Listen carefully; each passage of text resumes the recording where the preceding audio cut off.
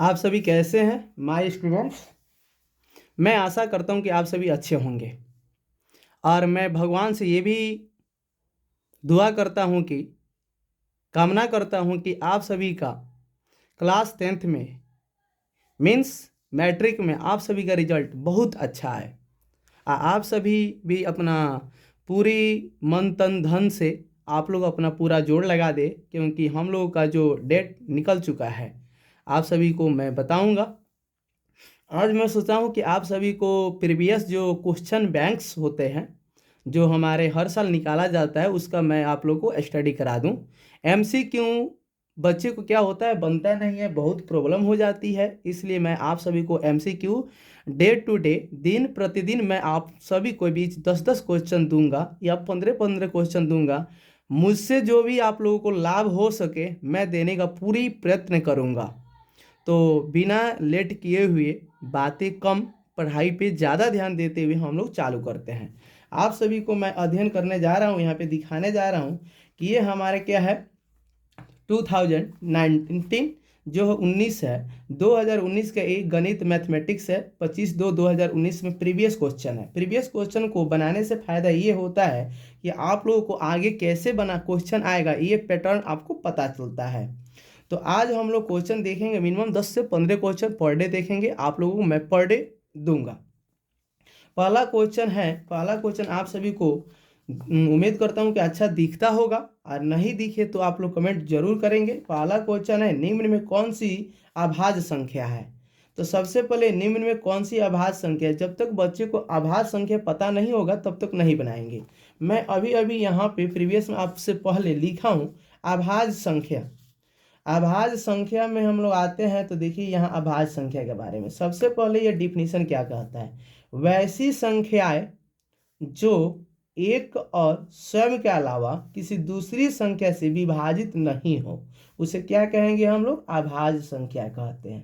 Clear, फिर से repeat करता हूँ, अभाज्य संख्या को हम लोग अंग्रेजी में क्या कहेंगे, प्राइम नंबर कहेंगे। क्लियर हुआ।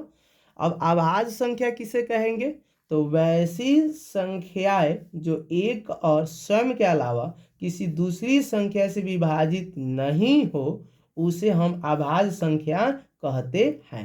अभाज्य संख्या में जैसे में एज में आते हैं, जैसे में एक और स्वयं के अलावा।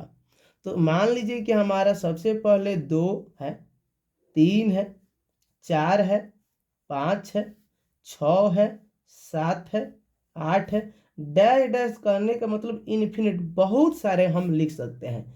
मिनिमम ये 2 एज में जो हमने लिखा है ये दो हमारा क्या है, एक से भी भाग लगेगा, ये 2 से भी भाग लग जाएगा।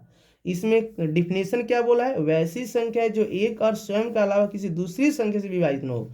मतलब मिनिमम इस कोई भी संख्या दिया गया हो तो उसमें या तो खुद वो अंक हो या एक से लगे, तो ये तो हमारा 2 अभाज्य संख्या है।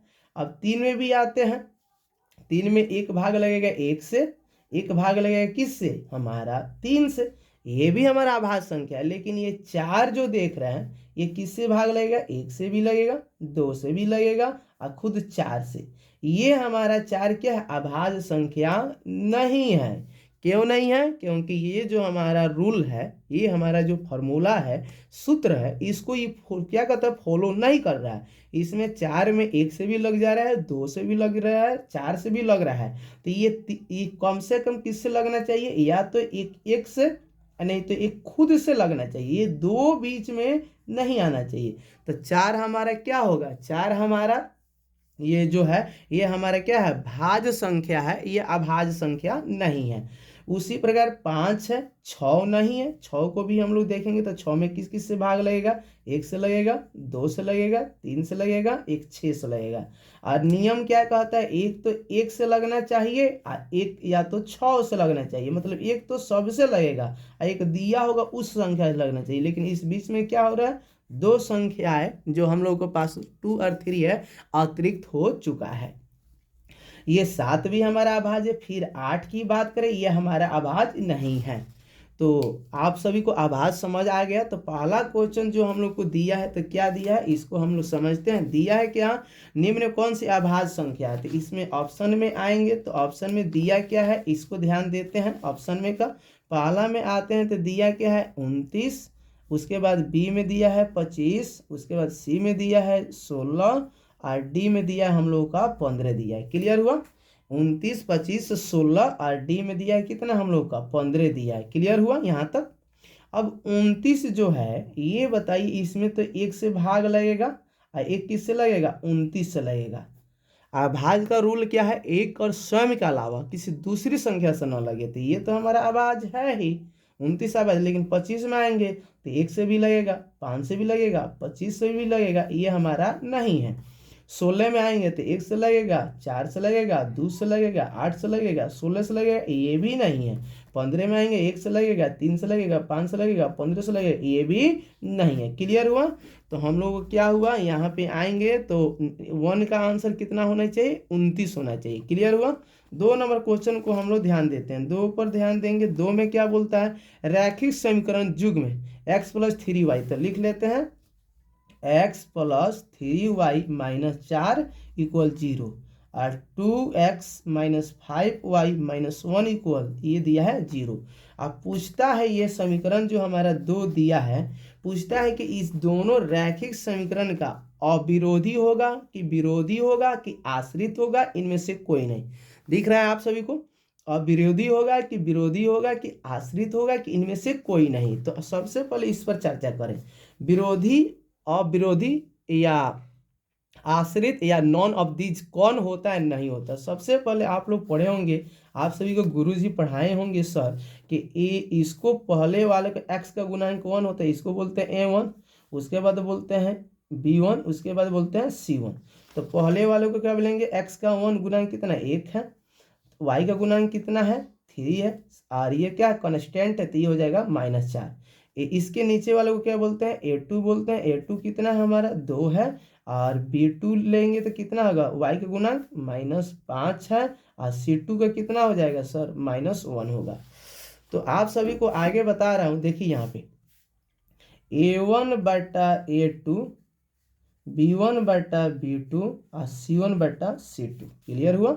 आगे आते हैं, a1 बटा a2, b1 बटा b2, c1 बटा c2। एक और क्वेश्चन लिखेंगे, 3 टाइप्स का ये आएगा, a1 बटा a2, b1 बटा b2 और c1 बटा c2। ऐसा मैं बता देता हूँ कि आपकी एनी हाउ कोई भी क्वेश्चन आगे आएगा तो बना सकते हैं। a1 बटा a2 इसको नॉट बराबर b1 b2 होता है, तो इसको हम लोग बोलते हैं क्या, क्या बोलेंगे इसको, हम लोग बोलेंगे इसको विरोधी। क्या बोलेंगे, विरोधी। इसका ग्राफ की बात किया जाए तो इंटरसेक्ट होगा। इसका हल का बात किया जाए मतलब इसमें एक्स वाई का कितना मान निकलेगा 1। इस पर यदि हम ध्यान दे ये, तो इसमें क्या है a1 1 बटा 2, और ये क्या हो जाएगा 3 बटा -5, ये कितना हो जाएगा -4 बटा -1, माइनस में कट जाएगा 1 बटा 2 और 3 बटा माइनस ऊपर चल जाएगा 5 और 4 बटा 1। ये बताइए इसके बराबर है, नहीं है।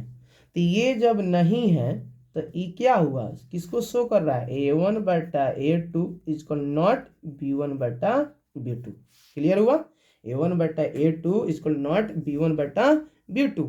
ये किसको शो करेगा, ये हमारा शो करेगा क्या हल, इसको बोलेंगे हम लोग विरोधी। क्या बोलेंगे, विरोधी।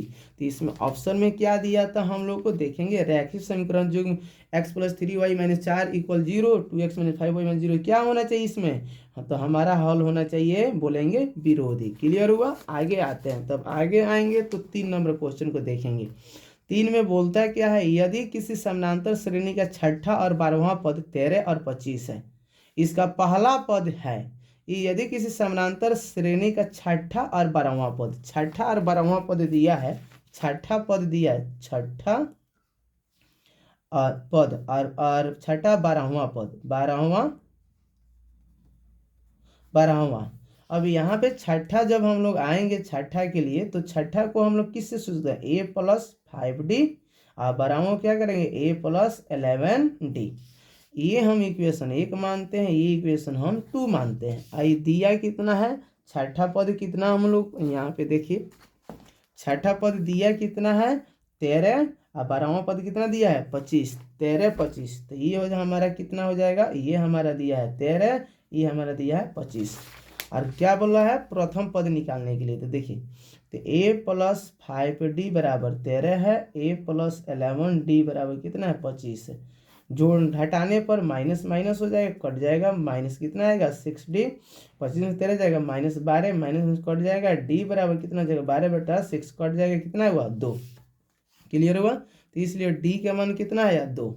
यदि हम d का मान समीकरण किस में रख दें, 1 में या 2 में, तो वैल्यू निकल जाएगा। तो यहाँ लिखेंगे d का मान समीकरण 1 में रखने पर, तो क्या हो जाएगा a+5d = 13। तो a+5 गुने d कितना है हमारा 2, यानी 13। तो a+10 = 13, a उधर जाएगा तो ये हो जाएगा 3, इसलिए a कितना हो जाएगा हमारा 3। क्लियर हुआ।